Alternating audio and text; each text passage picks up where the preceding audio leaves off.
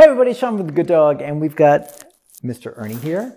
Flash down to Ernie. Ernie's doing a 3-week board and train with us, so we figured he would be a perfect candidate to demonstrate a different kind of dog. So our goal with this series of how-tos is to show you a multitude of dogs and going through basically the same kind of training process, but how the training process might look a little bit different depending on the dog.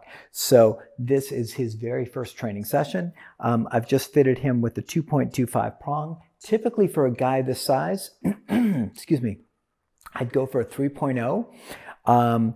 But the 3.0 was not fitting his neck right. It was either too tight or too loose. So I went for a 2.25. It's better. It's still not perfect. And for all of you folks out there doing work with your dogs with prongs, don't be surprised if a perfect fit is elusive. It often is. So like I always say, dogs aren't always courteous enough to make sure their necks are the perfect size for your prong collars. So, but we got a pretty good fit going on with this 2.25. And so we're going to go ahead and work with this, see how it does, or see how it works with him.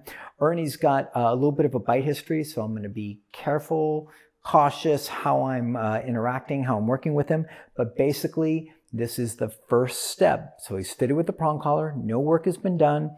We are going to introduce him to the prong and see how he does. A couple of things about his personality that I've noticed just taking him out for a potty and stuff on a long line and a flat buckle collar. Or flat, it's actually TGD's ultimate collar. So it's on a TGD ultimate slip, is that he's got a lot of energy. He's very drivey and very kind of like bullheaded about what he wants to do, but he's also really sensitive. So he gets like kind of startled easily. He gets worried easily. And you'll see that with a lot of dogs. You'll see a lot of dogs that have kind of conflicting personalities where it seems like, well, they're just like a bull in a china shop, but then something will happen. You'll see them be very concerned. That seems kind of not in alignment with their kind of more like tough guy kind of personality. So I've seen that with him in just a few interactions with him where he looks concerned over something that's not really concerning, but then he'll like try and drag you through a doorway. So anyways, we'll see if we can work through that, which might mean we have to be like, well, we're going to be sensitive no matter what, but we might have to be extra sensitive if he's an extra sensitive guy. But then he's a strong, pushy guy, so we might have to find a real sweet spot, which might make this really interesting because we've got to find just enough pressure, introducing him to the prong where he cares, but not overwhelm him. So he might be more challenging than some of the other dogs. Okay, so we're back. So Mr. Ernie, let's see what we get with a little bit of prong collar introduction. You can already see like he's a pretty jazzed up guy, just like who he is, compared to Ozzy, who we've already worked with. It depends on which video you watch and which sequence. You'll see different dogs, but Ozzy, who is a what? Airedale, is very kind of like stoic and a little peculiar in a sweet, great way, but he doesn't have the same energy vibe kind of like thing as this guy does. So it's a different kind of dog. So let's check it out. So what I'm going to do is I'm going to just, as per usual, let him get out kind of distracted. I'm going to apply a little bit of pressure when he gets out and distracted and away from me. I'm going to try and find that sweet spot where he feels it, starts to care enough about it. I'm going to give him a little bit of tension. I'm going to try and move him in the direction his prong and leash are oriented to the right because he's on my left side. I'm going to try and orient him to come around to the right. As soon as he commits to coming towards me, I'll already be moving backwards. Excuse me, I'll already be moving backwards, and then I will release the pressure and encourage him to come into me. That said, because he's a guy who gets amped up by excitement and has had some negative reactions to excitement and being startled, I want to be really careful with how much praise, how much excitement, how much juice I kind of like add to the situation, because it could put me in harm's way. These are things that everybody has to think about when they're working with individual dogs. It is not one size fits all, and it is not one type of interaction that fits all. Everybody thinks, well, okay, do this, and then you reward, and that. Well, sometimes rewards can be hazardous, dangerous. Sometimes rewards can arouse a dog to a point where you can get yourself bitten. Sometimes if you don't reward enough, then you've got a dog who's just like mopey, and so you have to find your sweet spot with all these things. That said, let's see what we get. Ready, bud? let's go. So I'm just going to let him go out. I'm going to let the leash get long. And so unlike Ozzy, who just kind of like trailed off and did his own thing, he's already like looking at me, and he's already like concerned about where my body orientation is. So that's an interesting one. So it makes this interaction a little bit different. So we'll have to just get creative here, see what he gets. So now I can do this because he's distracted by his nose. So leash pressure, leash pressure, leash pressure, good, right? So did you notice that leash pressure, neck started moving. I was orienting him to the right. As soon as he started moving towards me, I was already moving backwards, relaxed the leash, but I was very neutral in my reward, my marker or reward, or both. Because I wanted to see how he reacted to it. And he reacted very nicely, which was like, wagged his tail, and he was kind of like, oh, that's cool, but he didn't lift off. So I was just like, good. So now I'm kind of feeling him out and wanting to make sure that we keep things in a good, safe. There's a parade going on outside, by the way. It's carnival season here in Mardi Gras. So if you hear any crazy noises, it's not because we have a bunch of people locked in the cellar. It's because it's carnival season. Okay, so I'm going to let him go, do his thing, let him get kind of distracted. Pressure, good.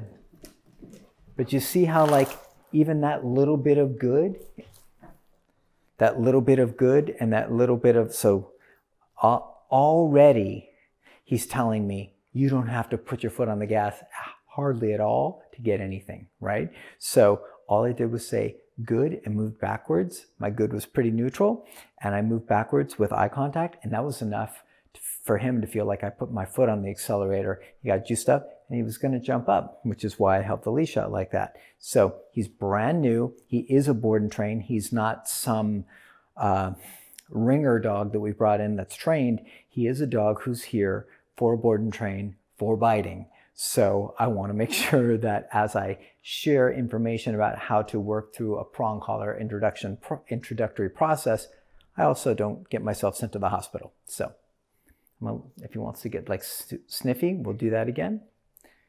We're going to motivate, or I'm sorry, we're going to move his head off to the right. Pressure. Good. So I'm going to go even more neutral. Pressure. Good. So I'm bringing it way, way, way down as far as my, I'm already adjusting how fast I move away from him because that's juicing him up. And I'm keeping my voice, my marker, even more neutral. So some folks are like, is that a reward? Is it a marker? It depends. It depends. You can use it as a very neutral, flat marker that just gives the dog information. You can use it as a marker that also has a little bit of juice and excitement to it. You can use it in a lot of different ways. So for me, I tend to use my markers pretty flat. So you get to see a little bit of his his conflicted things. So people moving by the door, dog outside, and dog upstairs. And he's concerned about it, but he's also like worried at the same time. Okay, so let's get back to work.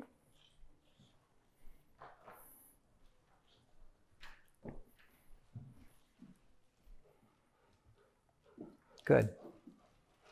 So my goal is, once again, if this is the first prong collar introduction that you're watching, the goal is to teach the dog, okay, a couple things. Let me see if I can run through it, is to first get the dog acclimated to the sensation of the prong. What does he think about it? How sensitive is he? Does he not care about it? Does he care a lot about it? Get him acclimated to that. Then get him acclimated to giving into prong pressure so he can move with me, so we can start to flow. So the tool and all the training I want to start to build on top of this makes sense. And also so I get a feel for how he works, what kind of pressure I want to share with him, and make sure that I'm interacting with him in an appropriate fashion. And then the extra additional thing is typically this exercise of going back and forth and doing this tends to calm dogs down. It's a very kind of boring exercise, but it's kind of boring on purpose. It's like, let me introduce you to this, let me get you in a flow, let me teach you how to move with it, but also let me get familiar with how you work with it, and then also let's chill you out and relax you so we can do other work. So, a little pressure. Good. So you see, as soon as he commits to me, that leash is already loose. Good. So, pressure. More because his nose is engaged. Good.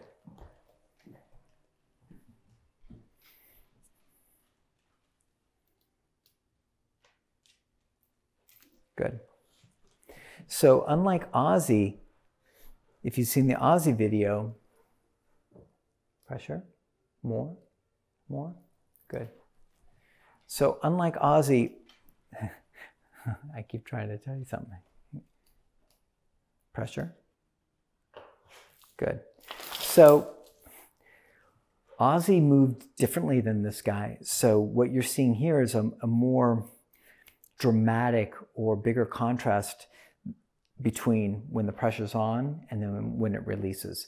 With Ozzy, it looked less like that because Ozzy was moving more slowly with me. So it didn't look like this, like pressure's on and then boom, loose leash, pressure off. It's just something I was noticing as I was doing it between the different dogs, that I can tell it's a different feel because when he's moving towards me more quickly, which allows this kind of relaxation of the leash to happen, which looks like a more dramatic leash relaxation. So if you watch both videos, you might be like, it looks like Sean's holding tension on the leash with Ozzy. It's more a byproduct of how Ozzy moves with me, which is slower to make this turn like this. And he doesn't like completely come around, engage, and like be with me. He's kind of like slower to do it. And so what that means is I have to keep the leash a little bit, not taut necessarily, but I'm not going to be able to completely relax the leash because Ozzy wasn't completely engaged and coming with me. Whereas this guy, as soon as I relax the leash, he's moving right with me. So two different dogs. It's a really cool thing to look at if you're kind of nerdy about it and you want to say like, oh, that's interesting because it looks different. There's a reason it looks different, and it's not because it's haphazard, it's because the dogs are moving differently. So a dog that moves slowly with you and doesn't completely commit to move with you, you're probably going to need to keep the leash a little bit more taut, or there's going to be intermittent pressure on it. Whereas this guy, as soon as he moves with me, as soon as he commits, I can relax it and he starts to move with me. So it's just an interesting thing that I've noticed. And then I was going to tell you guys one other thing that I'd noticed. Oh, and that's that you can already tell that he's not super sensitive to the prong, right? So when he's sniffing or doing anything and he's really engaged, of course, that's going to turn off some of his concern about the prong collar.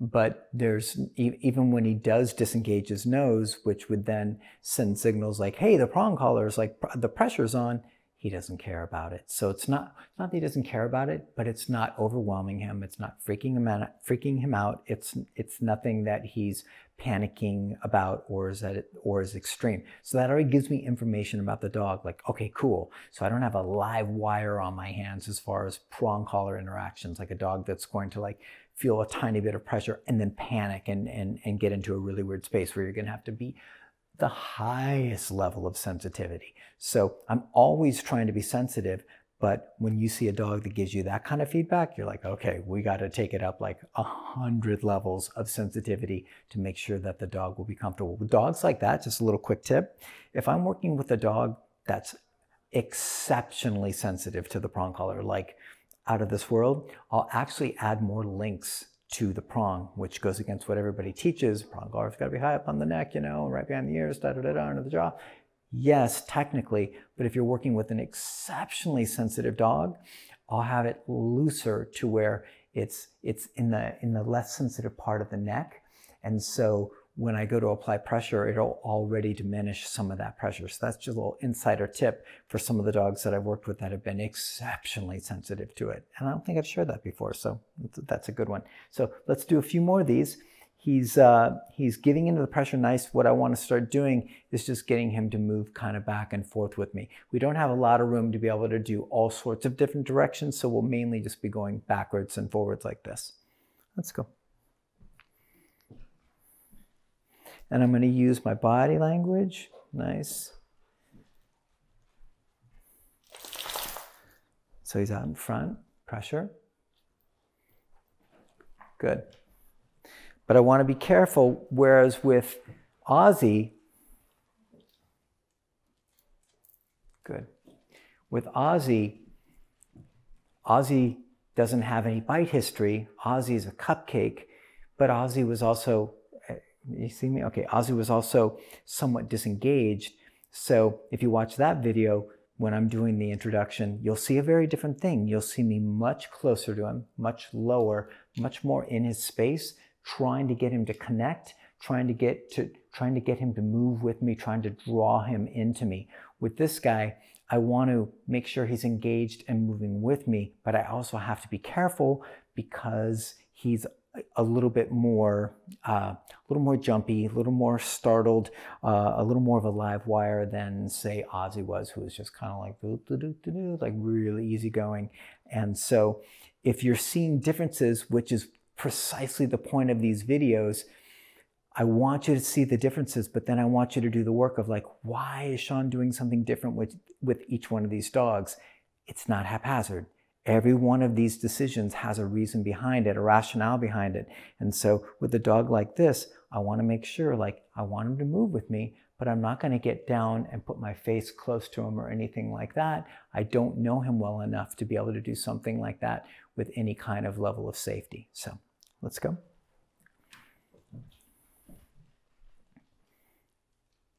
Good. So I'm bending down a tiny bit. And I'm turning my body. Pressure on. Good.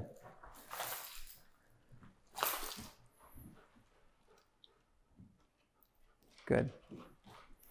I'm getting even more neutral and more like low key with my verbal. And I'm slowing down. Pressure. Good. But you can see how just saying good is already like goosing him up. Pressure. Good. Pressure. Good. So we'll do a few more. Good. Once again, this isn't about healing, guys. This isn't about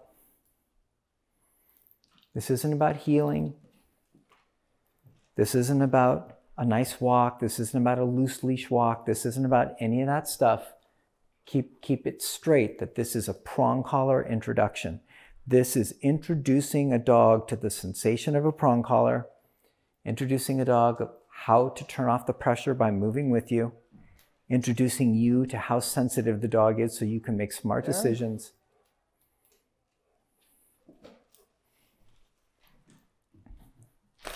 So once again, to finish, before he kind of got concerned about the door, people going by the door, parade season, right? Or carnival season. This isn't for healing. This isn't for loose leash walking. This isn't to get anything precise done. This is just to get him introduced to the prong collar and you introduced how he feels about it, and then hopefully getting some foundation for you guys working together as a team. So we're going to wrap this in just a moment. I'll do a few more reps. Pressure on. Good. And I'll do a little tighter circle. Good. I'm being even cautious. Pressure on. More. Good. I'm being cautious even with my eye contact, because even too much eye contact gets him too excited. Pressure's on. Adding more. Good. Now, something else I'm noticing, I want to keep going back to the different video, or we should have more than one by the end of the series, but with Ozzy, I was actually coming down, kneeling like really close to him, turning, leash guidance, body guidance, and I was saying, let's go, I think most of the time. So I was giving him a verbal cue. Why would I do that with him and not with this guy? For one, the more stuff you tend to feed him, eye contact wise, verbally, body motion, the more amped he gets, and he's already moving with me. With Ozzy, he was kind of tuned out and more in his own world. So everything I could add for Ozzy was making it easier. That's why it needs to be tweaked. That's why it needs to be adjusted for each dog. So it goes back to the same thing that I always talk about. Does it help or does it harm your objective? So adding eye contact, fast body motion, and some high-end praise would absolutely be harmful to this exercise. For Ozzy, it was different. It was the opposite. So really be tuned into that, guys. Let's go.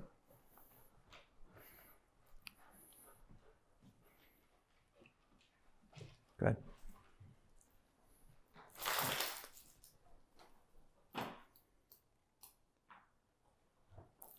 Good. So he's getting also a feeling of what good means. And that good means you're doing the right thing. Good. And so you're seeing me sometimes doing this with one arm and sometimes with two. Good. My goal is to just be with one arm, but if he needs more pressure, then I'll do it with two. There we go. Good. I'm trying to talk and teach him, trying to teach both you guys, him and you guys. Good. Somewhat tuned out. Good. Tough training environment when you've got parades outside. Good. So that time you saw like leash pressure pretty much through the entire circle or the entire arc because he wasn't committed to coming to me. So more pressure before I released it. Still trying to get him into like the right spot. Good. Good. There we go. That's better. So I like that he wants to be engaged with me, but I can tell he's one of those guys that's like, he's just too much on the edge to where he could, with a little bit too much, just jump up, make a bad choice, nip. He's already done that stuff in the past. So it's not me projecting that, it's that I know that he's already done it. Good.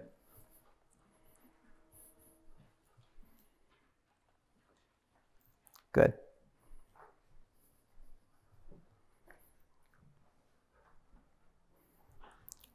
Good.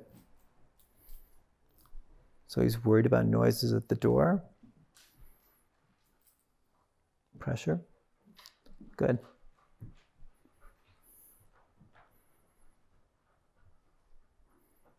Good. Now we're getting somewhere. Pressure. Good.